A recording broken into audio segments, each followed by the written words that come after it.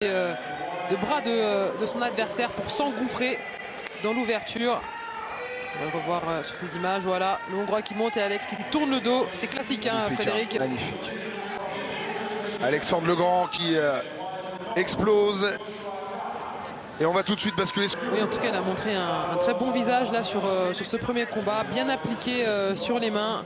Et puis on revoit cette attaque 1-2 pour aller projeter son adversaire sur le dos. L'énorme mouvement de Cyril Marais Uchimata hein, qui embarque le Polonais. Gros hippon, comme d'ailleurs l'ami Alexandre Edir, hein, un énorme hippon il y a quelques instants. Et d'ailleurs, on retrouve au micro de Corentin Alexandre Edir, 13 ans.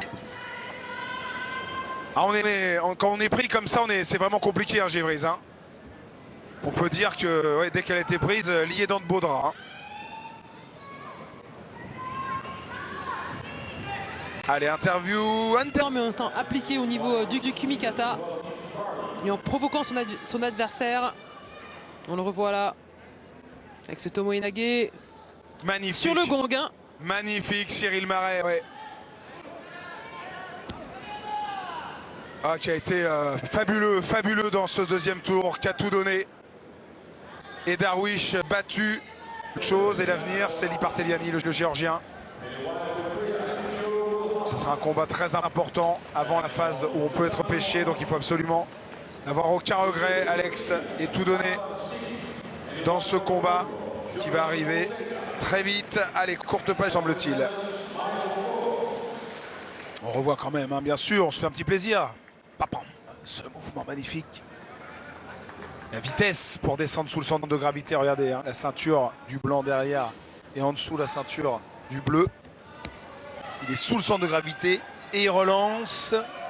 Magnifique. Et puis la vitesse et la poussée en jambe. Et à suivre, hein, vous le voyez, le troisième tour de Madeleine qui arrive juste après ce combat. Dernier petit ralenti pour vous montrer voilà, que la Belge attaque et reste les deux pieds sur la même ligne. Et ça, c'est fatal. Parce que derrière, voilà, Ouchigari. Et tout de suite, hein, la japonaise qui maintient les contrôles pour aller suivre sur l'immobilisation. Liaison impeccable hein, d'Amada. Simple, et elle est en quart de finale, Madeleine Malonga.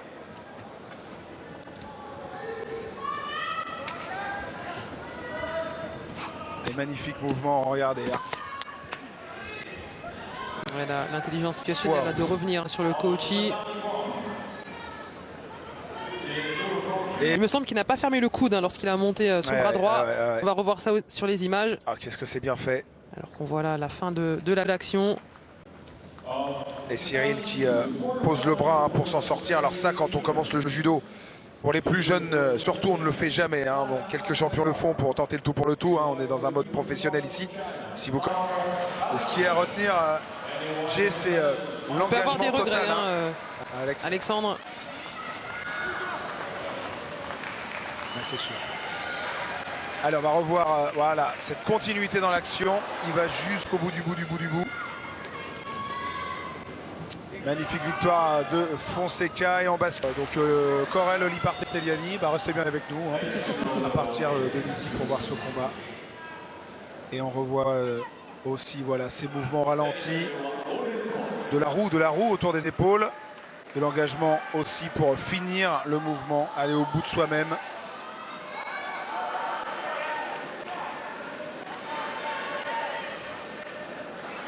Magnifique Gazimov. Et Gévry, si vous en êtes d'accord, on bascule du côté des féminines. Parce qu'il y a une jeune femme qui a été monstrueuse. Depuis le début de la ce journée. matin. Ouais, on l'a vu. Est-ce qu'elle ne serait pas brésilienne? Absolument, elle est brésilienne, pas de hasard. Vous avez raison. Agar face à Kuka. Alors ça, on y va. On y va parce que Kuka... Loriana Kuka. La jeune Kosovare. Absolument. Et notre ami David Larose, Gévris, qui m'envoie un petit message pour me dire de ne pas oublier que la plus jeune championne du monde, c'était Tamura. Me dit-il. Et qu'il faut parler, si on parle des garçons, il faut parler des filles. Voilà. Je me fais vilipender par David Larose. Je ne suis pas sûr que ça soit Tamura. On va chercher, mais... La plus jeune championne olympique. Une championne du monde. On va vous dire tout ça.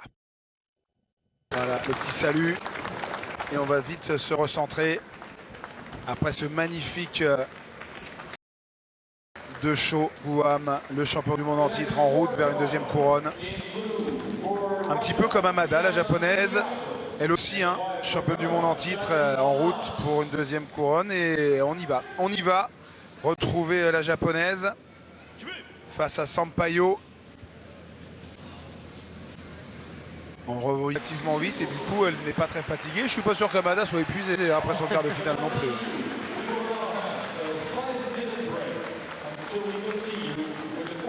Allez, on bascule du côté de la catégorie des moins de 100 kg dans quelques instants. Il nous reste un quart de finale à suivre. On aurait tellement aimé que Cyril Marais soit en quart de finale face aux Canadiens, mais voilà. C'est Ilyasov, le russe Niaz Ilyasov, qui va entrer. Il y a ceux qui attaquent à moitié et puis Ilyasov. Regardez avec cette jambe. Voilà. Ce coup. Et surtout, il vient raccourcir hein, la distance ici avec son adversaire. Pour aller chercher le Kosoto. Allez, elles arrivent. Le quart de finale, Malonga Powell. Et on l'espère, un bloc final. Direction une nouvelle finale et une nouvelle médaille d'or pour la France. Du côté de Madeleine Malonga cette fois-ci, si elle reste sur ce schéma avec voilà l'optimisation de ses grands compas, ses grandes jambes à l'intérieur, voilà, aller jusqu'au bout. C'est possible, on est sur une grande forme du côté de Madeleine Malonga. Il va falloir tout donner face à Agar qui est très solide. Quelle demi-finale à venir sur la chaîne L'équipe. Ah, ce sera l'événement Fred, la demi-finale donc pour